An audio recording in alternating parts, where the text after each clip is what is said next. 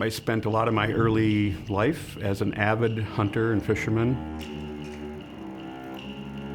And yes, I was very much into the sport for very many years. It was part of my life. All my friends were hunters and fishermen. My family was into hunting and fishing. It was like who I was. When you're raised from little on, you don't really question it at first at all. I was really caught up into all of that. But as I got a little bit older, I started questioning, is this the right thing to do? Every time I wound an animal, or I'd get a fish and it'd start bleeding from the gills or whatever, I'd say, man, I hope I'm doing the right thing here because this animal is clearly suffering.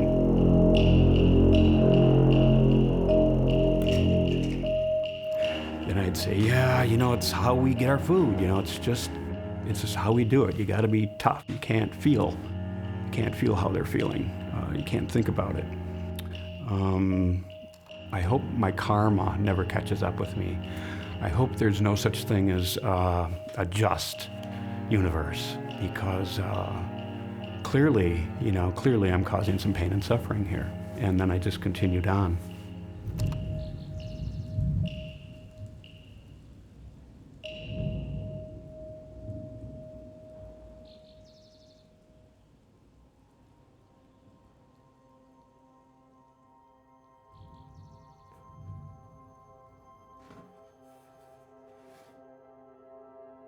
History shows that humans are drawn toward domination over one another and anything in our path.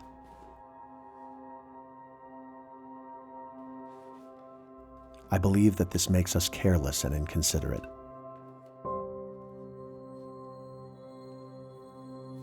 I have always loved animals. As a kid, I followed my father as he went hunting. This meant that I could be up close to the animals I loved so much. I was finally able to actually touch and see animals, but only after they had died. At that young age, the fact that death is forever didn't register to me. Those times haunt me to this day. But we cannot just regret the past. We must also work to change the future. There is a famous African proverb that says, "Until the lion learns how to write, every story will glorify the hunter." Most hunting images are from the hunter's perspective, but there is another point of view.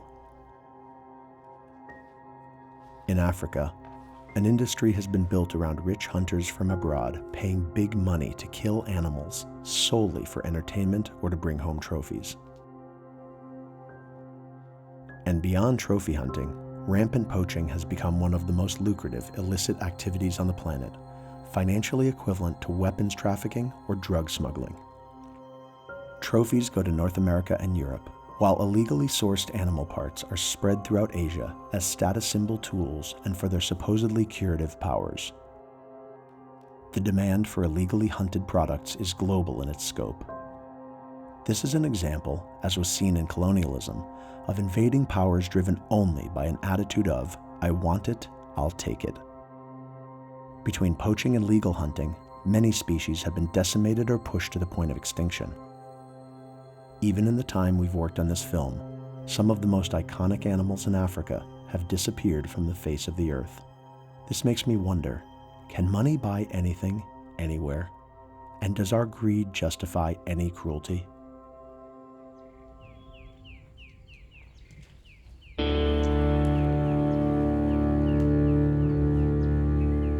I've been in conservation my entire life, and I started this in 2006 to assist the section that we're sitting on now. It was a new fledgling 52,000 hectare landscape that was about to become part of the Greater Kruger National Park. There was no poaching in those days, so we were ecological advisors. We were counting animals and advising on water holes, that sort of thing. It was only in 2012 when the first rhinos started dying, and the bushmeat industry became industrialized and so on.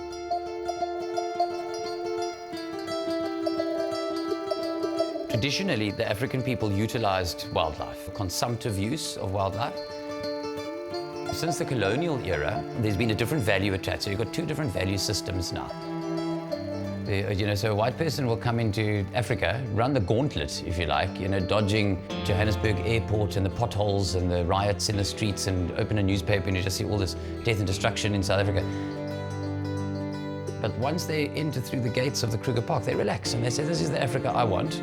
It's only 3% of the entire landmass of South Africa. All the tourism is funneled into this 3%, not forgetting that there's 54 million people sitting out there that haven't got jobs and whatever, The bushmeat industry is a big problem. It used to be at subsistence level. It's since become industrialized and it's syndicated, and this is a problem. About 7 years ago, we started getting the odd case here and there. Then we started receiving the first information the rhino has been found killed, poached in the Kruger National Park or in adjacent private reserves. And that's how it basically started. And then it was just like a huge wave just drowning all of us in it. Rhino horn has an exceptionally high value. Currently on the black market in South Africa, I'm not even speaking of abroad, they pay an average of 120,000 Rand per kilogram. So rhino horn currently is far more valuable than even cocaine, than heroin.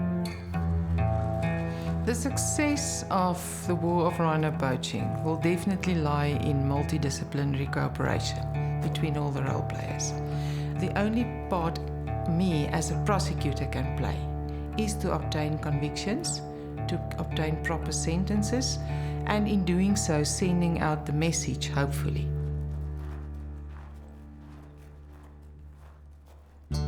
Black Mambas is I like to call it the latest secret weapon in the illegal wildlife trade. So it's 36 young women on the landscape, divided into 5 different teams, and they have 2 basic roles. The first role is on the reserve to protect the wildlife, and the second role is back in the community, creating role models and a different ethos around wildlife and conservation.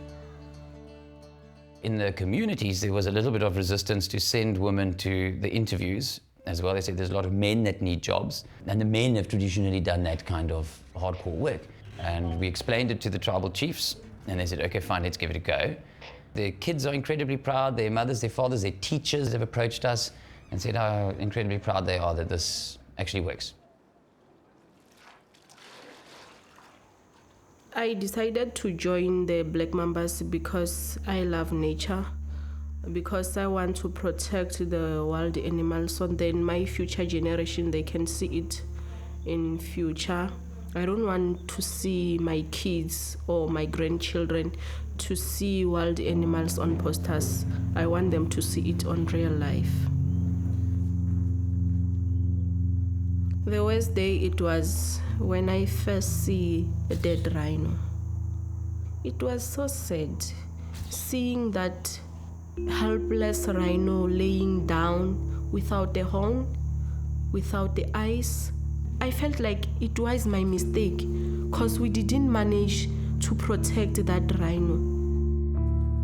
I don't remember even a single day for me seeing myself give up. I know why I'm here. I know that I'm here to protect the wild animals. On the 21st of July last year, one of the regional rangers in the Kruger National Park was arrested for rhino poaching himself. The media in South Africa referred to him as the prince. He was basically earmarked and he had the potential to possibly become the next chief ranger of South Africa. And I had to say goodbye to him as my colleague and make the mind change and think of him as just another poacher, which he actually is. I think that was the darkest day of my life. I personally have received threats. Some of my colleagues have received threats. We have been approached for bribes. I say all people have a price. I want to believe I don't have a price. If you prosecute rhino cases, you do it as a calling, you do not do it as a job. And if they kill me one day, hopefully there will be somebody else who's feeling the same way as I do, which will just pick up where I left off and just keep on carrying on.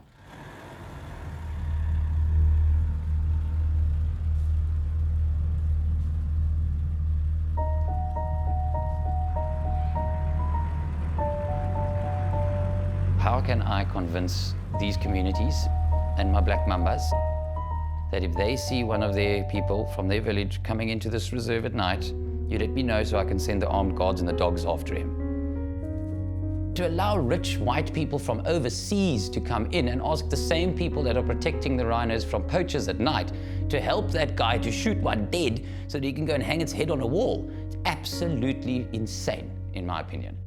That you will still put an animal that is under so much pressure from poaching and illegal harvesting, where you put that out for a legal market? It's rubbish.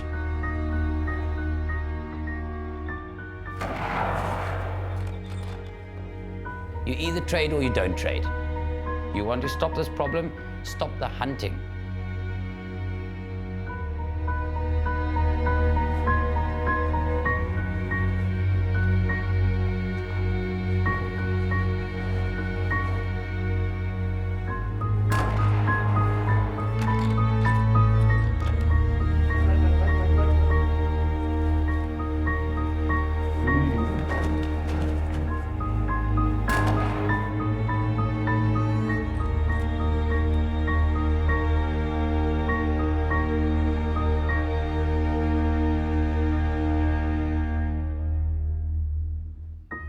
Trophy hunting has got a lot to answer for. I have to light my pipe now because it irritates me so much. It undermines the work that we do, you know, to such a degree.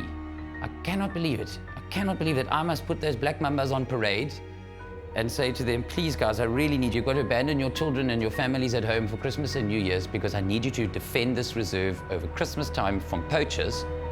But don't worry about it, I can't help you because I'll be out with some commercial hunters from America and we're going to be taking one or two of those animals that you're protecting. Where's the money go? Into the reserve. Why?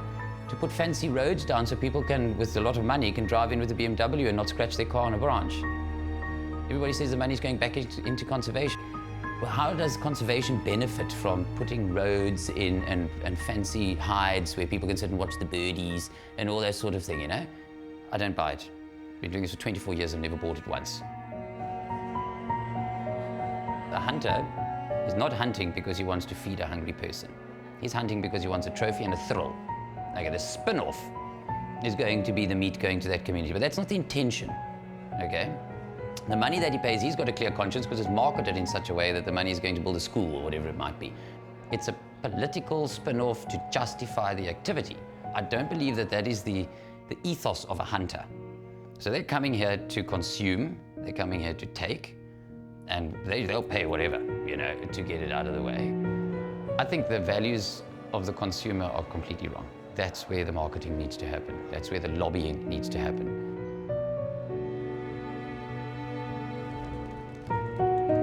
Not everybody loves wildlife.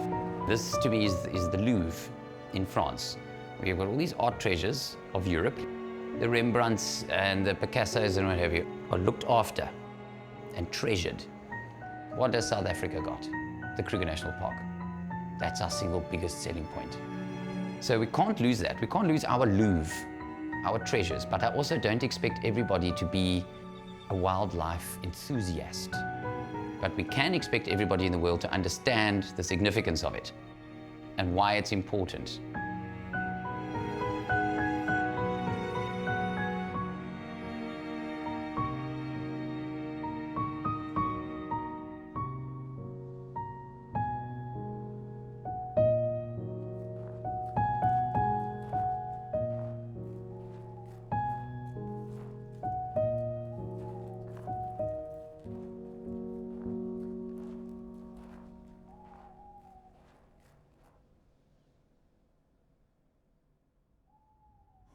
Klemprom.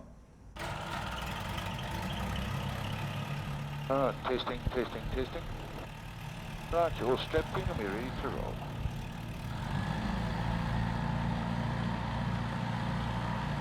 Come in a line up here on runway 35. We're going to put full power.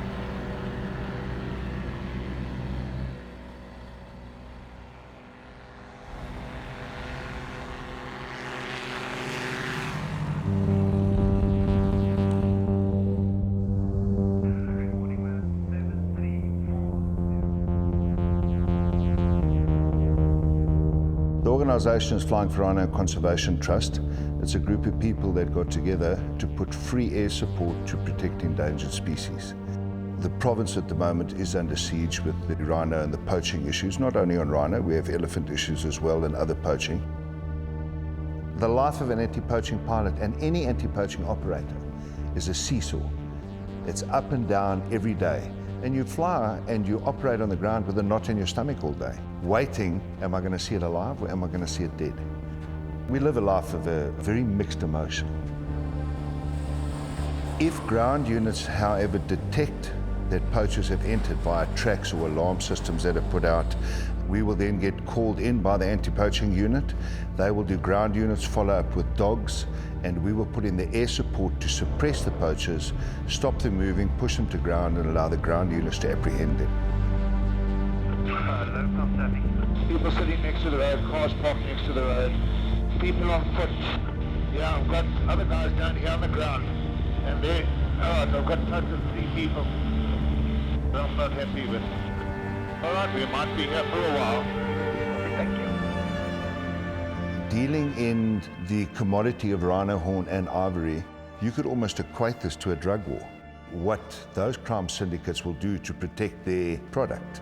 We're seeing the same thing develop in Africa, where poaching syndicates are actually targeting and have assassinated and shot pilots down. And we prefer to keep the identity of the pilots private because we're hurting the poachers. And it is a war. Poachers have been known just to take an axe and chop the spine off a young rhino calf. When a poacher shoots a mother, the rhino calf tries to stay with its mother. Poachers, they don't want to waste another bullet or fire another shot in case of attracting more attention, and they're trying to get out of there as quick as possible. And when you find that animal and the screaming, or you've heard a rhino calf squealing for its shot mother, it doesn't stop screaming in pain. Those sounds are almost human-like. It's bone-chilling, and those sounds will be with me for the rest of my life.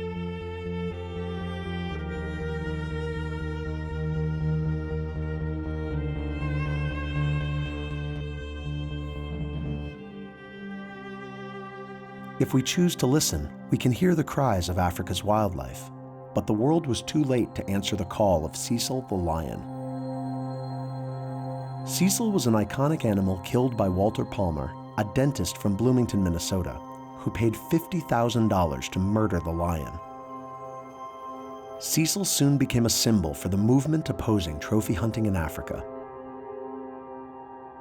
Back in North America, millions of hunters are better organized for domestic hunting than anywhere else. The combination of a fanatical gun culture, the influence of hunting groups led by the Safari Club International, and the lobbying strength of groups like the National Rifle Association have allowed weapons manufacturers and the hunting industry associated with them to thrive. Once a fundamental tool for survival, hunting is currently unsustainable, unnecessary, and inefficient in a world with over 7 billion people.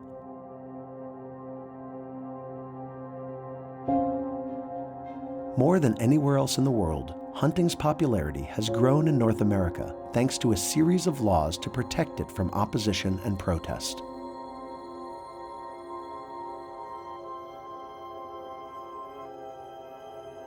However, not all are willing to stand idly by. Here, the battle is often fought either in the courts and political arena, through campaigning, or through lawsuits and lobbying.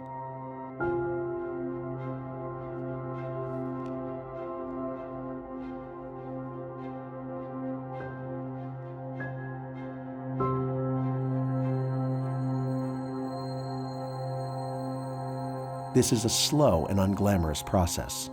But without this constant pushback, North America's wildlife would be in an even worse state than it is now.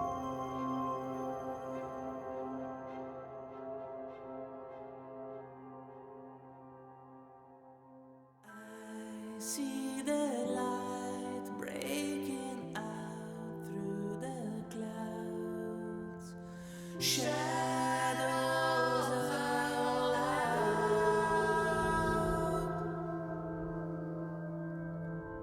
The story of the wolf in North America is a little bit like a Shakespearean tragedy. When Europeans first arrived on these shores, there were an estimated 2 million wolves in all of North America. The settlers that came here, the European invaders, they came with their own notion of manifest destiny. And the dark side of that manifest destiny was destruction.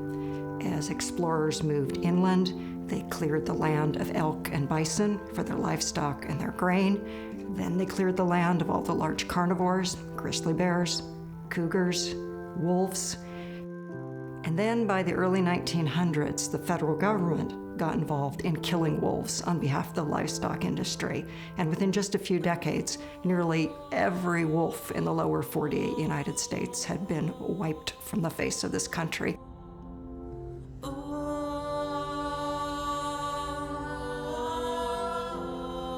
Today we have about 5,500 wolves total in the Western Great Lakes, Northern Rockies, Southwest, and a few hundred wolves in the West Coast.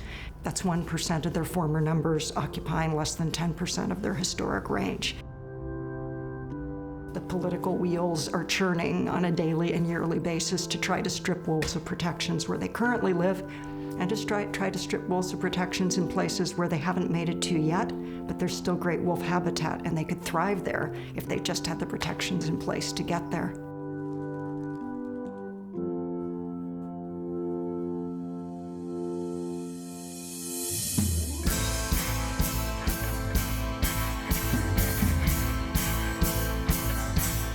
There's always been opposition.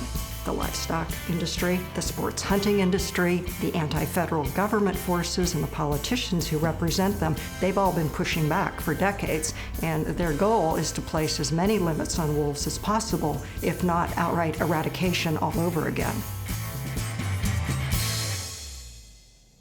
There's this widespread notion that hunting is conservation or hunting is management. That's a shorthand that can be quite misleading. The US had a serious problem with commercial game hunting in the 19th century and early 20th century. What I think people sometimes believe is that hunting led to the conservation and the protection of white-tailed deer and elk and ducks and geese and so forth. But in fact, it was the regulation of hunting that protected those species. And as a result, what we've seen in the last 20 or 30 years is an expansion of hunting into all types of hunting, some of which has no connection to conservation. Today, the main threat to wolves is management by state wildlife agencies who are beholden to a constituency that they view as their clients, and these are consumptive users of wildlife, people who pay license fees and permit fees in order to be able to hunt and trap or to fish. These agencies are intended to boost artificially the numbers of deer and elk so human hunters can hunt them, and in turn there is the flawed view that large predators like wolves are wiping out deer and elk. It's simply not correct. The terms that agencies use, game species, big game, trophy game, are euphemisms for animal life.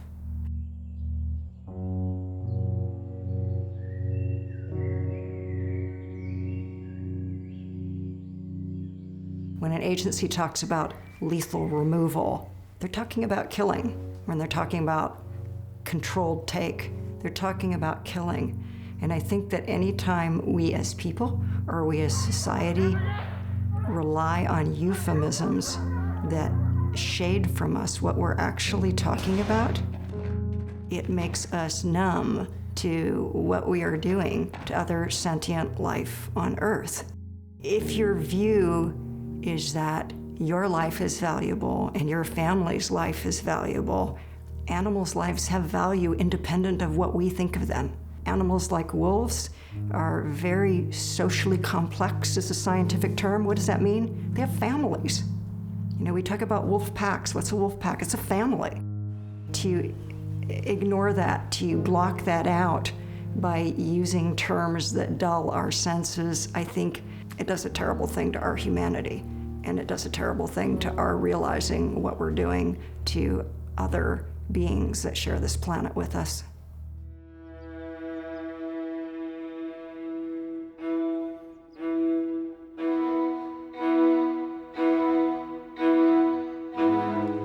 So hunting is just one use of wildlife among many. It's a use of wildlife that should be considered that the individual hunter is taking a wild animal away from the public who own those wild animals. What I'm referring to here is called the U.S. Public Trust Doctrine, which has been supported for over 175 years by U.S. Supreme Court decisions that basically say, ever since 1842, that every element of the environment belongs to the people and to future generations of citizens of the U.S. The government is the trustee of that legacy, and they're obligated, therefore, to preserve the trust and regulate its use. We're only the ones who are occupying this land at the moment, and we're supposed to give nature unimpaired to future generations. And in that context, which is a legal and ethical framework for understanding wildlife, hunting is a single use, and there are many other uses, non-extractive uses such as wildlife watching, or simply the aesthetic appreciation, knowing that wildlife are out there living out their lives.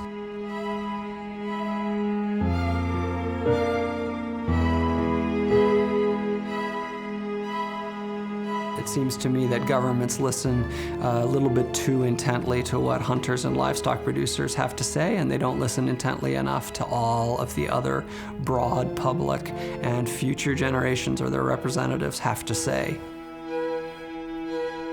A lot of indigenous nations, for instance, Native American nations, follow seventh generation principles.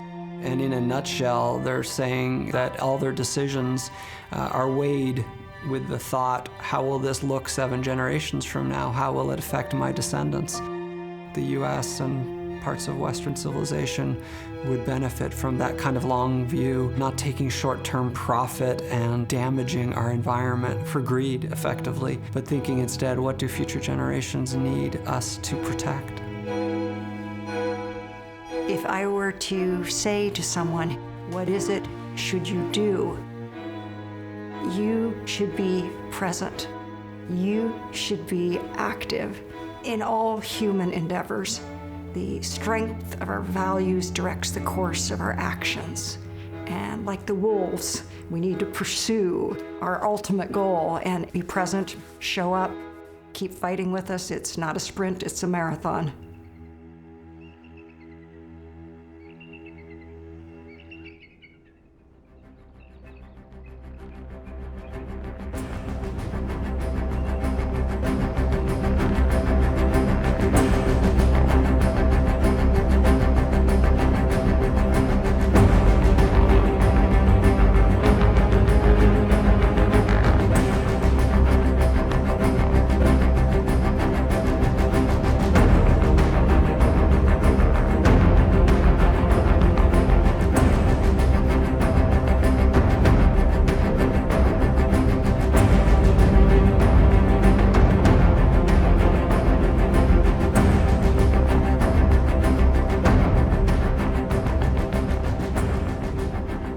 Our Trophy Free BC initiative seeks to end the grizzly bear trophy hunt in British Columbia. We use direct action, advocacy, and outreach. We feel like it does take a multi-pronged approach to address these issues and eventually end the exploitation of wildlife. Our first campaign that we launched was a blockade. We partnered with the Klabana Keepers and supported a blockade that was blocking not only trophy hunters, but also folks who considered themselves to be sustenance hunters. And we were blocking these people because in the sacred headwaters where the Klabana Keepers are traditionally from, hunters are going out from all different parts of BC and completely exploiting wildlife. They're overhunting the area to the point where Indigenous folks aren't able to go up and practice their traditions and their cultures. So we felt like it was important to support the Klabana Keepers, and so we blockaded the road from hunters. We strongly support Indigenous people's right to self-determination, which includes Indigenous people's right to hunting. But for us, the trophy hunting of grizzly bears especially, I mean, it's completely disrespectful, it's completely unethical, has no place in today's society, so it's something that we're strongly against. Our blockade was extremely successful. Not a single hunter entered the sacred headwaters for an entire month. Keep in mind that that area is roughly the size of Oregon State, so we blocked off a territory the size of Oregon State from hunters and from trophy hunters. Our big campaigns over the past few years has been fighting black bear hunting in Florida specifically. In 2015, the FWC voted to have a bear hunt in October. The hunt was supposed to last 1 week, and up to 320 bears was the bag or the quota limit. The biggest problem we had was they kept saying this is a science-based hunt. They're doing this because science says we can hunt bears. To us, it was a big trophy hunt because the hunters just wanted to kill bears. This hunt was pushed by special interest groups. The Safari Club International was behind it, and the NRA even was behind it. And then the hunters just wanted to hunt some bears, what it boiled down to. You know, I spent 2 days, October 24th and October 25th at Check Station 17 in Lake City, documenting bears being killed. To see the utter disrespect for these beautiful animals being brought in, the high fives and this animal sitting there, it was actually one of the most disturbing things in my life, having to sit and watch this and seeing people celebrate the taking of life for nothing more than they just want to kill something. We documented the bears coming in, and we had our own counters. So we called the central phone number, we counted our own bears. Once they got to 298 bears on Sunday night, we said, call the hunt off. You know, you're gonna go way over the quota. The bears are coming in so fast throughout the state.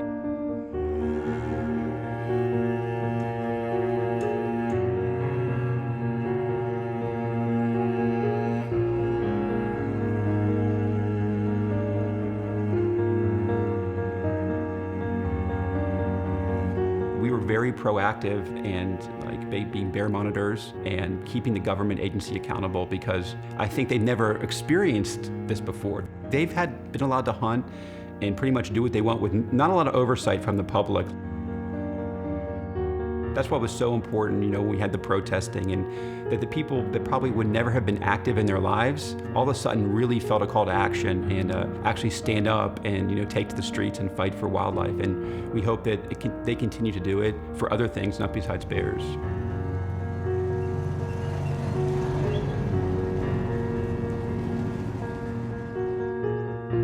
We go out and we monitor, document, and expose the grizzly bear trophy hunt, which means that we follow hunters, we monitor their activities, and we document what they're doing. So we'll film them if they're hunting, we'll film them if they killed a bear, and then we release that footage to the media.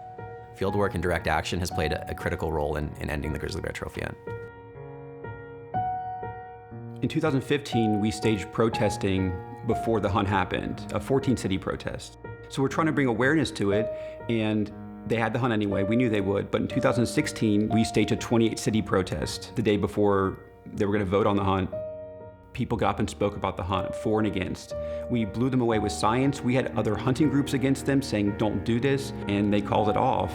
It pretty much was due to public pressure.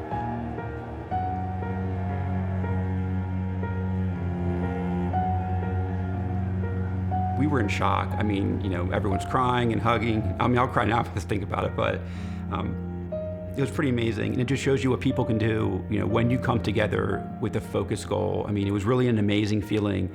You know, we took on a multi-million-dollar government agency. You know, I really think it's important that people realize they do have power and they can make change. Because when I first started the bear hunt, I had so many people tell me, you're wasting your time, they're never gonna listen to you, your protests will be a waste of time.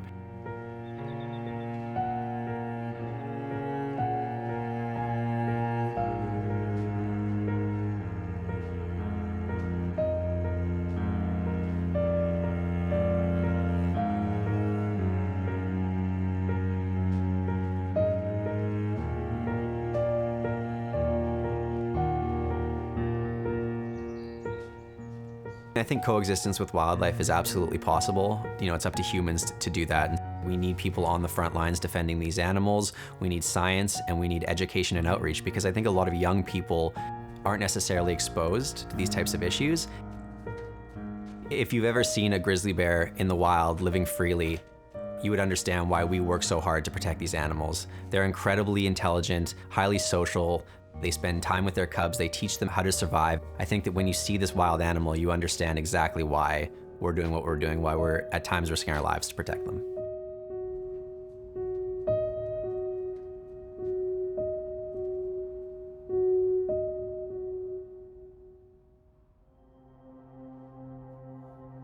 In North America, compassion often focuses on majestic apex predators such as wolves or bears. These animals benefit from high visibility, and as a result, many people are fighting on their behalf. More common animals are sometimes overlooked.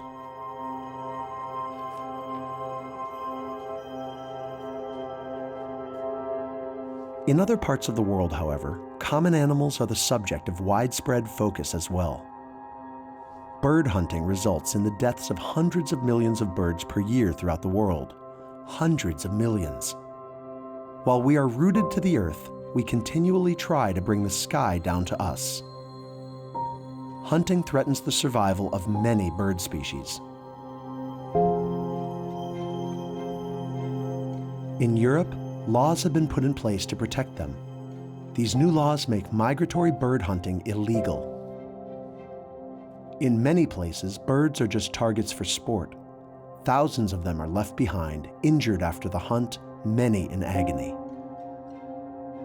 Protesters have gotten creative in their methods. In Australia, for example, activists started a campaign where they chase birds away from hunters, but also then set up a rescue site for animals injured and left behind after the hunt.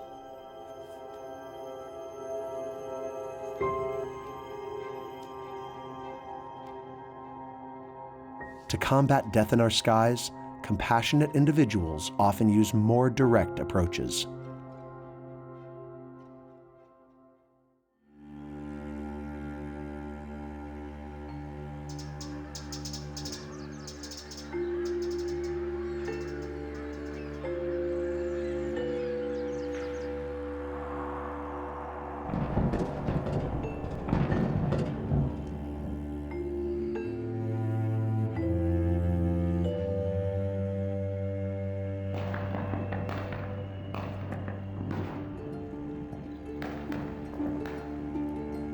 If you're looking at hunting per se, duck shooting and other forms are basically thrill kills by the people who indulge in those activities. When we first started the duck issue in 1986, there were 100,000 duck shooters in Victoria. Last year, according to the government, there were only 16,000 on Victoria's wetlands. And that huge decrease of some 84,000 has taken place mainly because of all the media coverage that the campaign has received over the last 30 years, and because of the courage and commitment of our rescue teams. Politicians from either major parties haven't played a role in bringing the numbers of duck shooters down. In fact, we've been able to do it in spite of their activities.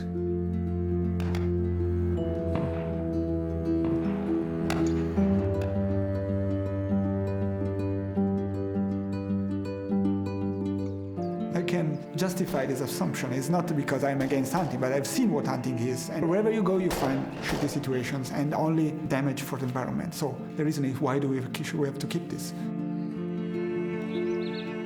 If we need to kill a wild animal, for this and this and this reason, which must be specified, it cannot be given the chance to do it, the opportunity to hunters, because they do it for the pleasure of killing. And if they do that, they will try to change the science in order to justify the fact that they want to kill. We used to go out to Lake Bullock in the late 80s, early 90s, and Bullock was always regarded as the cowboy wetland of Australia. And it would get 10 to 15,000 duck shooters on that one wetland on the opening morning of the duck shooting season. And of course it was a frightening place to be, because duck shooters in those days used semi-automatic shotguns or pump action shotguns, which are now banned, of course. Now, when Lake Bullock dried out in 1998 and didn't fill again until 2011, Field and Game Australia, the shooting organisation, was trying to get as many duck shooters to Bullock as possible, and they could only get 400. So it gives you an indication of how public opinion had changed between the time Lake Bullock dried out to the time it refilled again.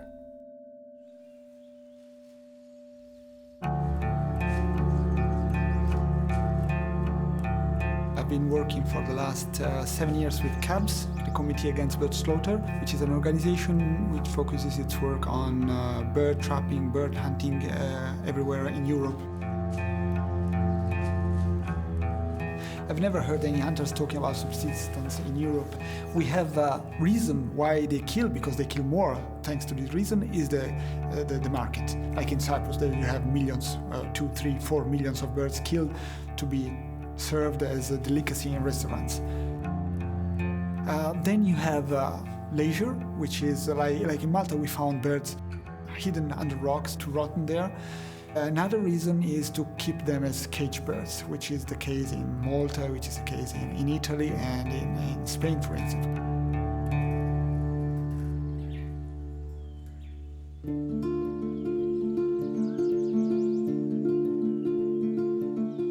We have a specific approach in tackling bird trapping, which is being on the field. This is the main ingredient of our recipe.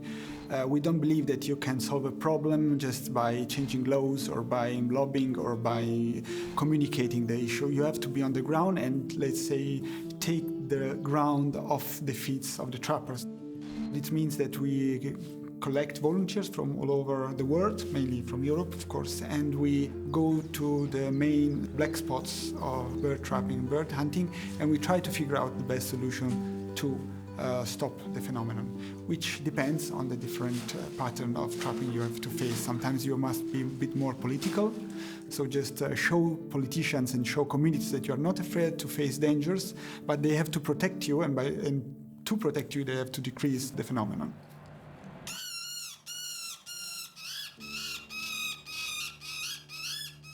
Some other times you have to work more with politicians, so change the politics. Sometimes you can disrupt traps on your own, which was the first tactics we used at the beginning.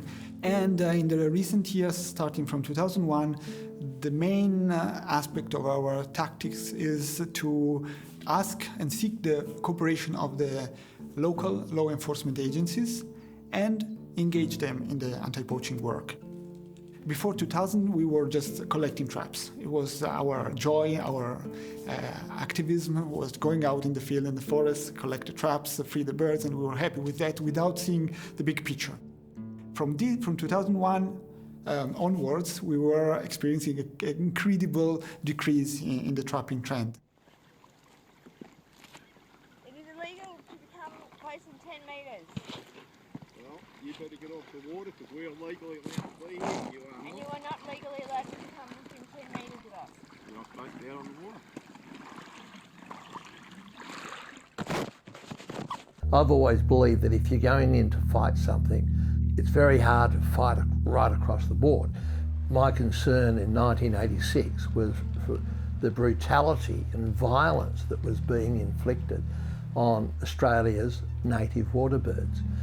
We went out to the wetlands with 15 rescuers to tackle 100,000 duck shooters, and you might say, well, how can 15 people ever be effective against that many duck shooters? Well, duck shooting was always about killing and wounding native water birds. So we did the opposite. We took out a mobile veterinary clinic, we took out 15 rescuers, and all the wounded birds that we picked up went back to the mobile veterinary clinic. Why the campaign took off was because all the media came out with us. The campaign was really based on two images. One of a duck shooter dressed up in camo gear with a powerful weapon shooting down a small defenceless bird, and the other image was of a rescuer coming out with a wounded bird. Those images going to air on television at night, an image of kindness and compassion will always win the hearts and minds of the public watching over a shocking act of violence. It's always been very much a media-driven campaign. People who are violent and commit acts of violence don't have any empathy for their victims.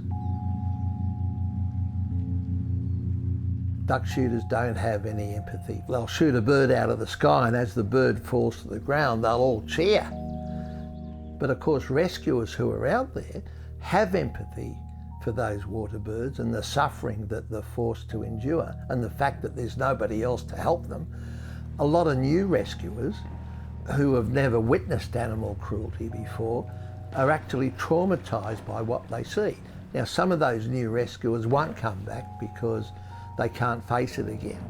But a lot of other rescuers who are equally as traumatised by the killing and the violence and the wounding do come back because they'll stay with it until the issue is won.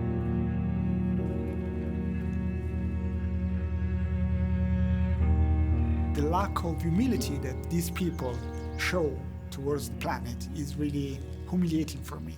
I don't want to say that we are not important. I love people, but can we forget the rest? My God, those people that work only on human beings are losing the biggest part of our planet. They're losing the biggest part of our history. At a certain point, this is my task, this is my destiny, if you want to call it. The planet is our home. The planet is big, has thousands of species, and has an evolution which is much longer than our personal history as a species and as single individual.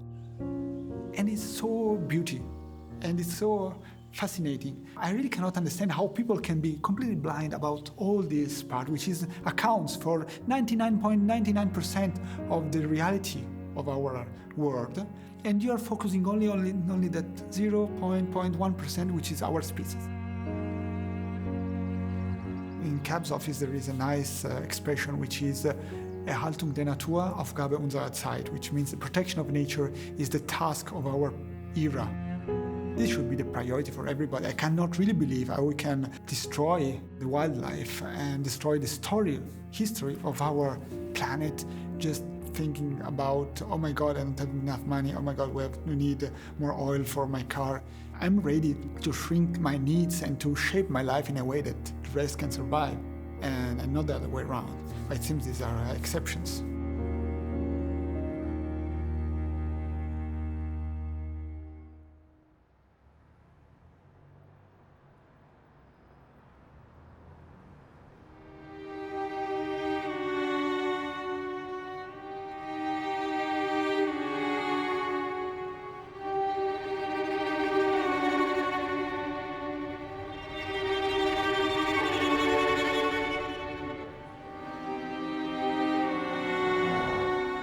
Well, what happens when you go out to the wetlands, you get up at 4:30 in the morning, you might have a convoy of 50 or 80 vehicles driving down, you have a mobile veterinary clinic, you have catering to cater for the rescuers because they need food and they need hot drinks when it's cold out there, etc.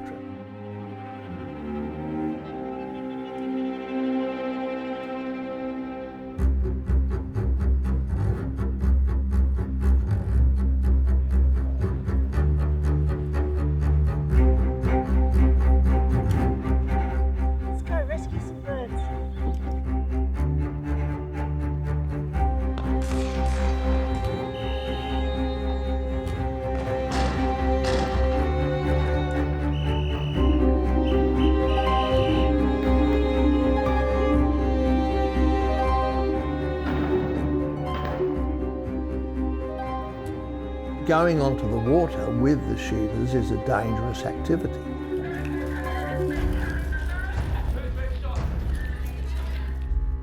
We had a rescuer shot in the face. She was very lucky to have survived. I thought that after Julia was shot that time, we wouldn't get many rescuers the next year. And we said to the rescuers, look, should we pull the plug on the campaign? And they all said no. And the following year we had even more rescuers out there. People still come out because they believe they want to help those birds, and they know that there's no government department looking after them. The politicians don't really care. Without those rescue teams, we couldn't have helped native water birds as we've been able to.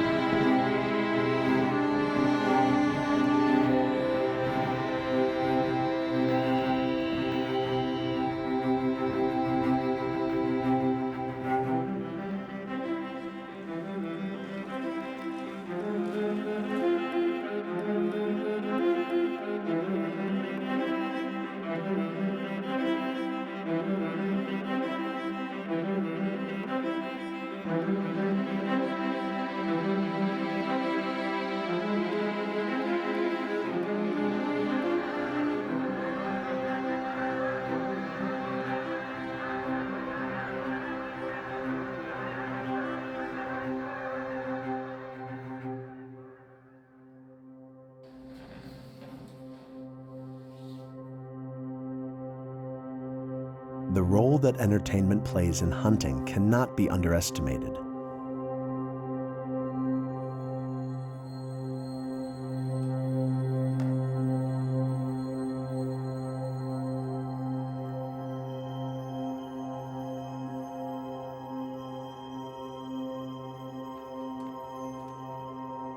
One argument I have heard again and again is that hunters love animals. Hunters rationalize that they love the environment, nature, and the species they ultimately end up killing. But what if this is true in the same way that serial killers love their victims too? Unable at times to separate or differentiate love and violence.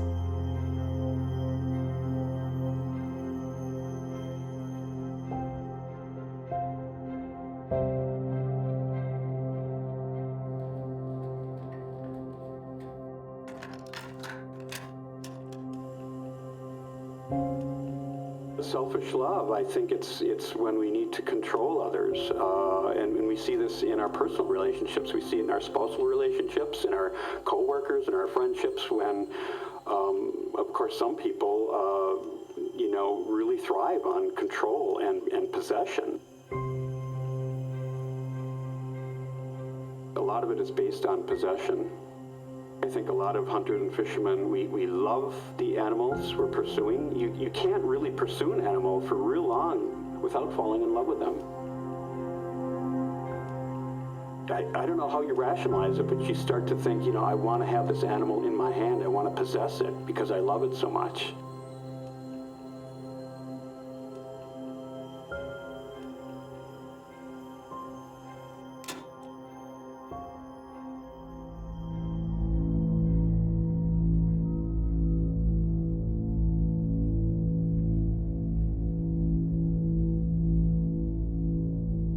The League has been around for almost 100 years. It started off as a campaign predominantly to try to get hunting banned. This was hunting with foxes, with dogs, also hunting of stags, deer, and so on.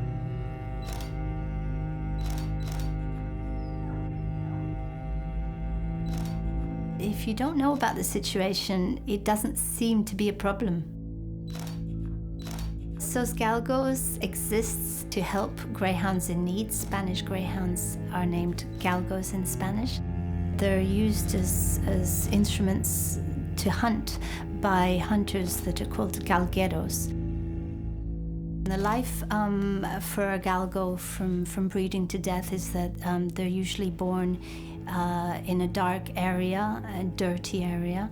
And they're usually used on the weekends for hare coursing to hunt rabbits. And then when they're considered not good enough, they're abandoned. It's very interesting when you start getting into the psychology of hunting. One of the things that we found in our most recent research, there's actually quite a strong link between harming animals and being cruel to animals and serious and violent crimes towards people. I've been told instances where, for example, there's a hunt and nothing is going on because it hasn't started yet, and those involved in the hunt might actually be having a very civilized conversation with those members of the public who've turned up to monitor it. And then as soon as the hunt starts, it's like that. Everything changes completely. And we've seen some very serious incidents of violence. Son of a fucking bitch, you are. Perpetrated by those involved in the hunts against those who are peacefully monitoring the hunt and ensuring that the law of this country is actually being observed and upheld.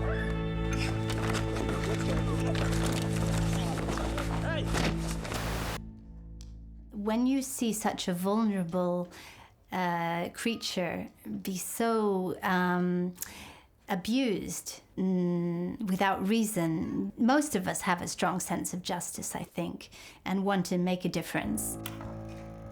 A galgo is usually considered good for its hunter galguero for 2 or 3 hunting seasons at the most. So we're talking about a type of person who lacks in empathy towards animals in general. Now this can reflect upon their attitude towards people.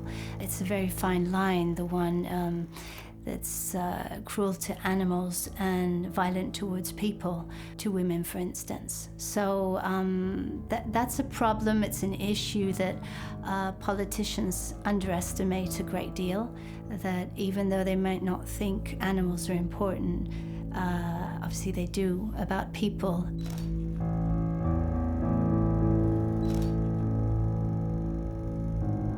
So what we're telling politicians is, animal welfare and animal cruelty isn't some side issue that you can just put to one side.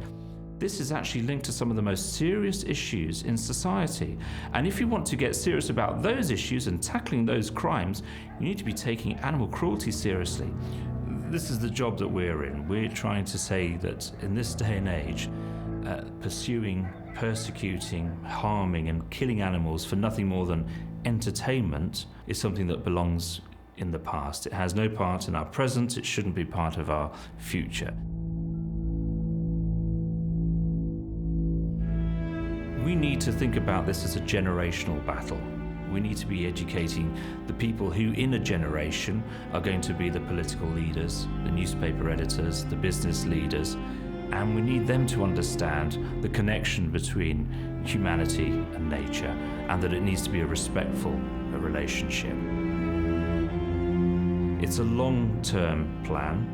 It's something you need to work at with young people at the very beginning of the education system. And that's how you change values, change attitudes, and change behavior. My hope is that in a generation, people will look at hunting and killing animals for sport in the same way that we today look at slavery or apartheid. Something that has no place in our society and it belongs in the past. Wir bräuchten viel mehr Tierrechtler, die sich politisch engagieren, in Parlamenten engagieren, um politischer Arm für die Tiere zu sein. Sie haben keine Fürsprecher in den Parlamenten. Deshalb ist es wichtig, dass wir dort sind. Wir müssen für sie kämpfen und aufstehen. Insbesondere was die Jagd betrifft, da rennen wir quasi gegen Betonwände. Denn die Jäger haben eine sehr große, sehr mächtige Lobby. Man muss sich vorstellen, da ist auf der einen Seite die ganze Jagdindustrie und die Seitenindustrie, die mit dem Jagen zu tun hat.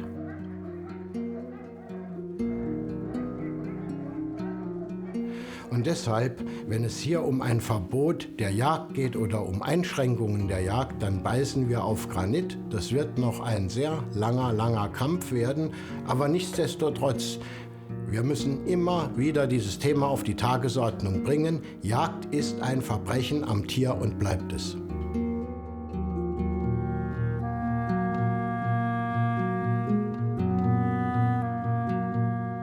Il discorso delle lobby è un discorso molto ampio e complesso. Le lobby ci sono, anche noi siamo una lobby e cerchiamo di fare lobby il più possibile. Però siamo noi lobby, ma sono lobby gli agricoltori, sono lobby gli allevatori e sono lobby i cacciatori stessi, che ovviamente hanno interessi diametralmente opposti al nostro. Ci sono molti cacciatori che sono nei posti di comando, lì dove c'è appunto la stanza dei bottoni. Noi come lobby dovremmo riuscire ad entrare proprio nelle stanze dei bottoni per promuovere, per spingere un cambiamento che giocoforza deve passare di lì, perché è la politica, sono i partiti con le leggi che poi ne discendono dall'attività politica che decidono se gli animali possono essere salvati oppure se gli animali devono diventare oggetto di caccia. Das heißt, ich wünsche mir, dass Tausende von Demonstranten Monat für Monat auf die Straße gehen und dieses Verbrechen anprangern. Wieder und immer wieder. Ich wünsche mir, dass die Demonstranten, wenn sie wissen, irgendwo ist eine Treibjagd, Treibjagden verhindern. Ich wünsche mir, dass die Medien das Unrecht der Jagd mehr aufgreifen Um die Jagd abzuschaffen, braucht es eine breite Basis und es braucht verschiedene Strategien. Also meine klare Position zur Jagd: abschaffen so schnell wie möglich.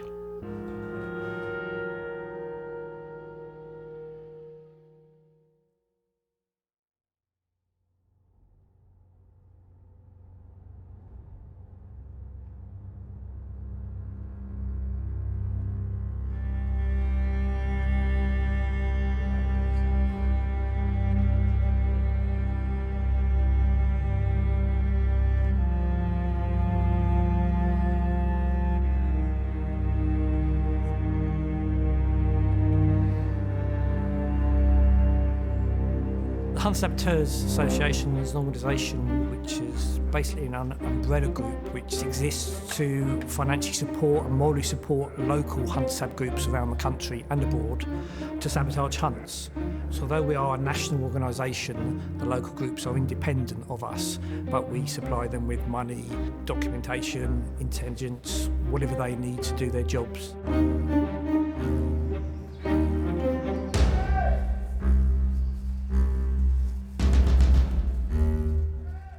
Fox hunting was banned in 2004. The law was very weak. Now, as hunt saboteurs, we're not willing to stand by and let an animal die. As far as we're concerned now, the only way to stop fox hunting is to financially stop the hunts, and that's part of our aim as an organisation.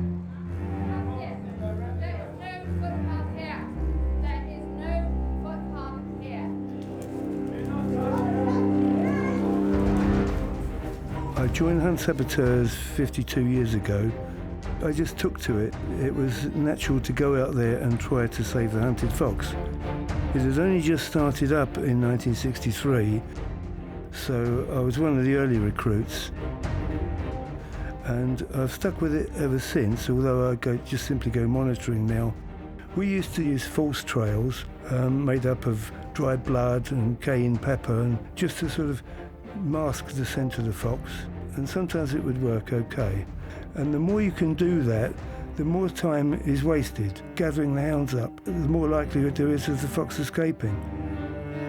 My best feelings about it is that the whole ideology of hunt sabotage has carried on.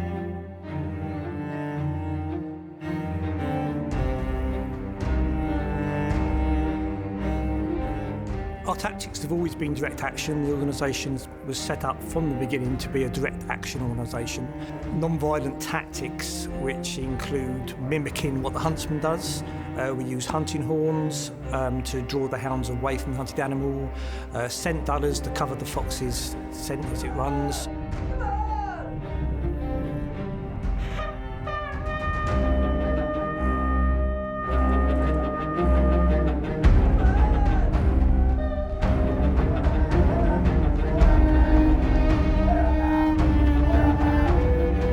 Hunt left on its own would kill 2 to 3 foxes every time it goes out. When there's hunt sabs there, they rarely kill.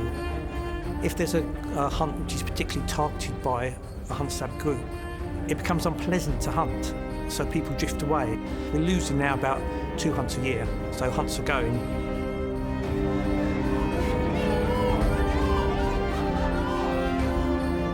To us, the violence and the assaults on us are just a sideline. It's not what we're there, not what we're interested in. We would like them to stop. We're going to sab hunts regardless of what the hunter does.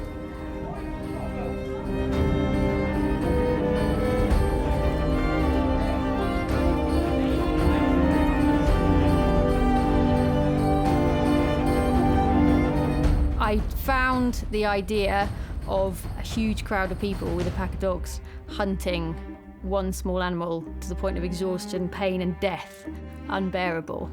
When you see it yourself, you get the sense that it's a really, really wrong thing to do, and it really incensed me in terms of how unfair the treatment of that animal is, and all these people pursuing the animal for fun, essentially. As women, you have a huge amount of misogyny targeted towards you, and also lewd comments. So a lot of the verbal you get from huntsmen and hunt supporters will be really lewd and sexist and pretty nasty language.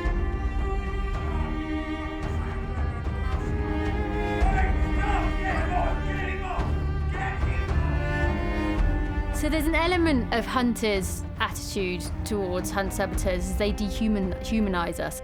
And that makes it more acceptable and easier for them to target us as women. So they don't see it as hitting a woman. They see it as hitting somebody that's subhuman, that is lower than them, that deserves it, that is therefore trouble. I've been hit several times by men through the years, and quite badly, and they really don't have any problem with hitting women at all.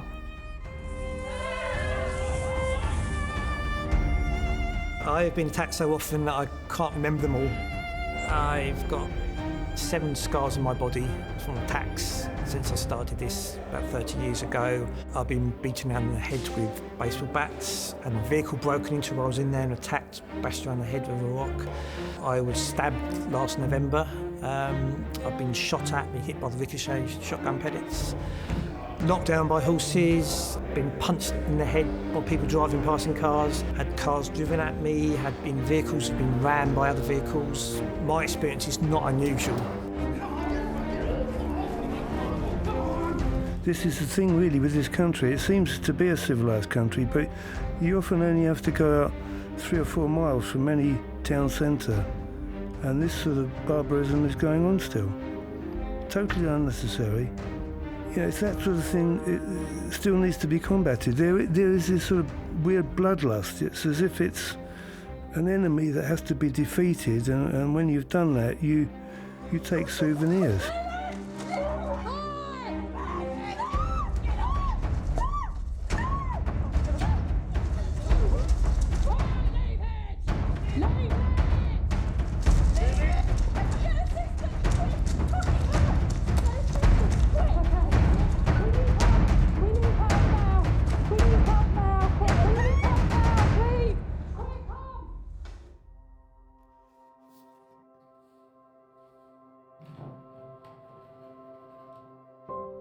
In Greek mythology, Cassandra was cursed to share prophecies that were true, but which no one believed.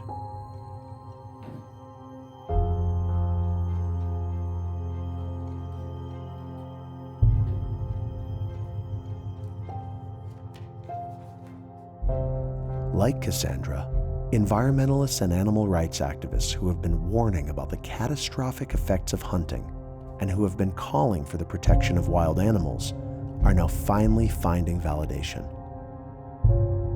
Throughout our history, we have done despicable things driven by selfishness. It weighs on me how long it has taken to even begin questioning why. In the meantime, torturing, killing, and exploiting both animals and other humans has been the norm. If we look at these pictures, we might judge or blame the ignorance of our ancestors. But change is often initiated by a small number of people who create a domino effect, a spark. An intolerable status quo leads to a critical point, and then the wheels of change are set in motion. Humanity's struggle is against ourselves, our traditions, our assumptions. But as time moves slowly on, lives are continually extinguished. Today, the term direct action is one that for some connotes negativity and extremism. In reality, direct action means taking responsibility and putting plans in motion against situations believed to be unacceptable. It is the answer to the call of an unbearable condition. It is an opportunity to initiate change ourselves before it is too late.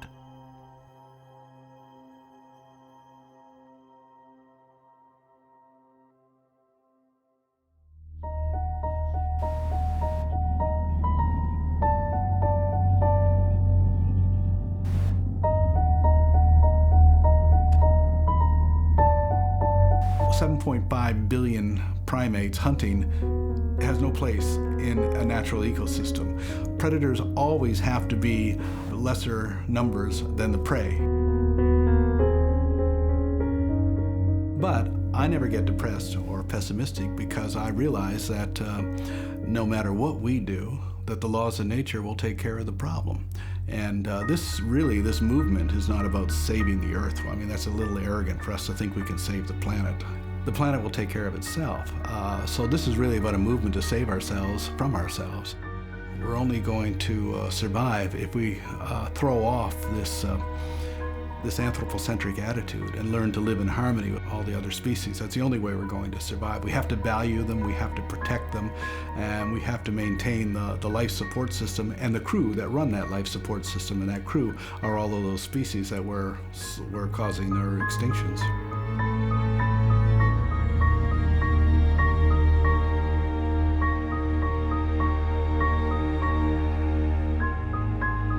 Hunting did play a role in the past. Whether that was an important and necessary role is a matter of debate, but ultimately it doesn't matter. The point at issue is it still necessary? Is it still ethical? The answer is, it most certainly is not. People hunt because they like to kill.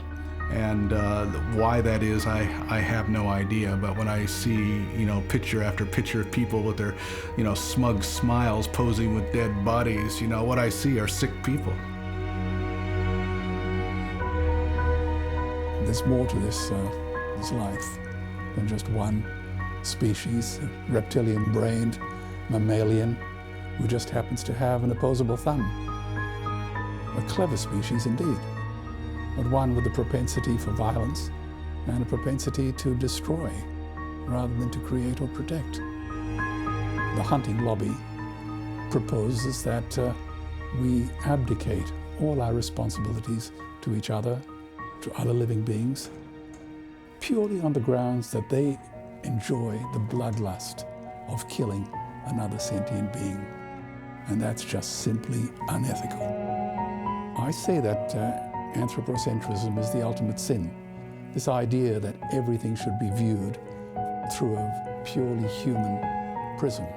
The world really needs another Galileo or Copernicus to remind us that we are not the center of the universe. I find it impossible to look away from suffering and to pretend it's not happening. And once you realize that what's on your plate is an animal and that animal had to be killed to be on your plate, once you realize that there are people around the world that don't have the same rights that you have, once you realize that the planet can't regrow itself because the things that we've been doing since the Industrial Revolution is stopping it being able to heal itself, then I can't turn away from that. And if I'm not doing something about it, then I don't want to be here.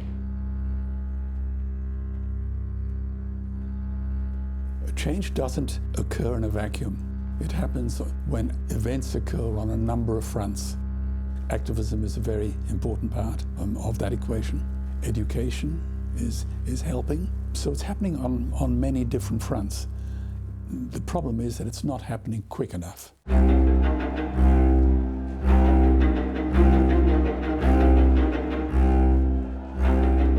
One of the most important things, of course, is that you can't play the game by the rules of the opposition because they will always win. So you have to imagine new rules and new approaches.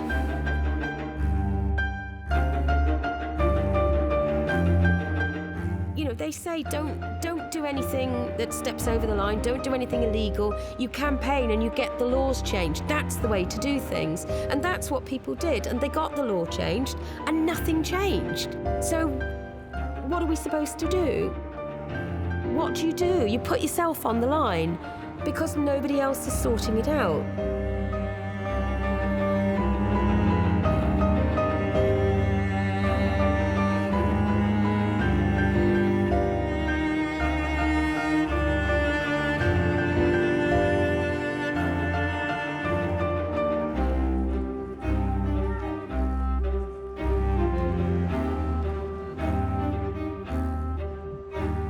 Direct action has a lot of different strategies, tactics, and approaches, but it's actually the only thing that works.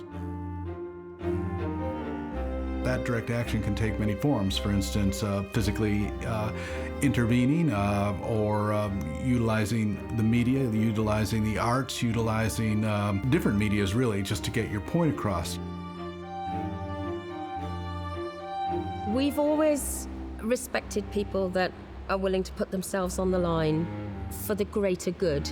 You're not talking about selfish people, you're talking about people who, use all their spare time, all their spare money, who deliberately take part-time jobs so that they can be available to campaign. And it's so unselfish of those people to have no personal ambition other than to make the world a better place, to protect the environment, to help human rights, to help animals. Those are surely the best people in the world, and they're the people that deserve help. We are the way it will go. The world will get kinder, and people will be really confused as to why they ever thought it was okay to fight dogs, to bear bait, to fox hunt. These things like slavery, like the emancipation of women, all these things come out over time, and future generations look back and think, what were they thinking? I don't even know why that's acceptable now, but it's going to be looked back on in sheer embarrassment.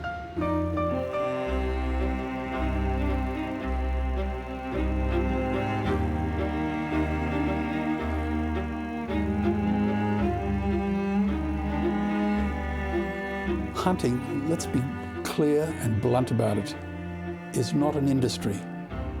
It's an atrocity. Hunting is not a sport either. After all, what kind of sport predetermines the outcome? What kind of sport requires one of the participants to be unwillingly brought into the fray? What kind of sport, for example, lets one party determine the field of play? What kind of sport allows only one party to be the victor and the other party to die an agonizing death?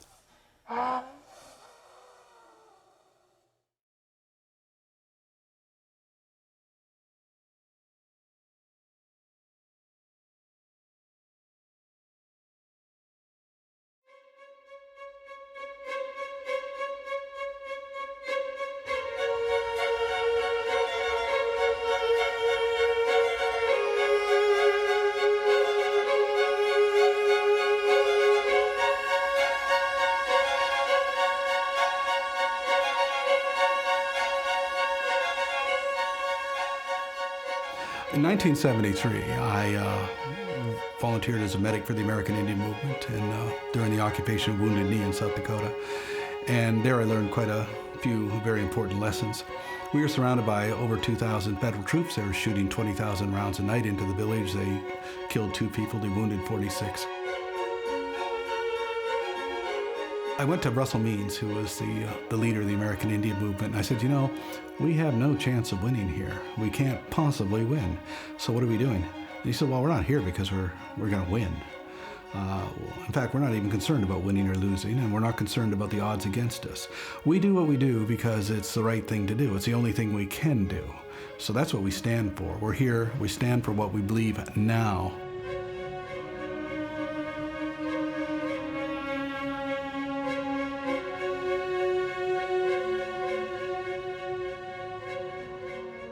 What I've learned from that also is that when you take that kind of attitude, it's amazing the things that you can actually win at. So I feel that if we're living in a situation where it seems that the answers are impossible, then what we need to do is look for the impossible answer. And I think impossible answers are possible to find.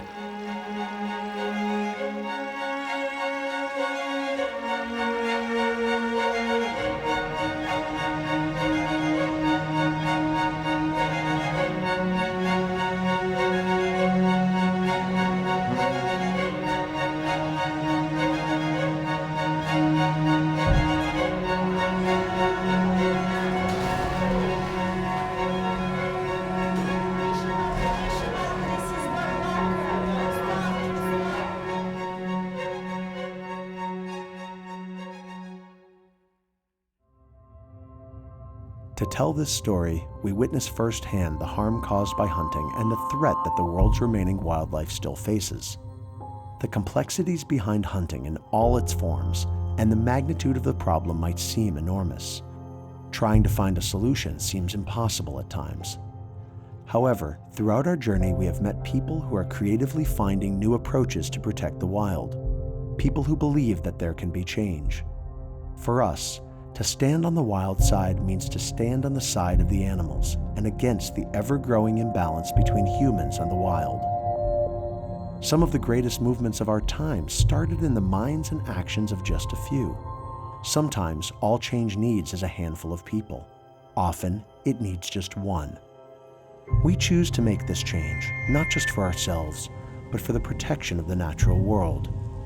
I know that we will. The question is, will you?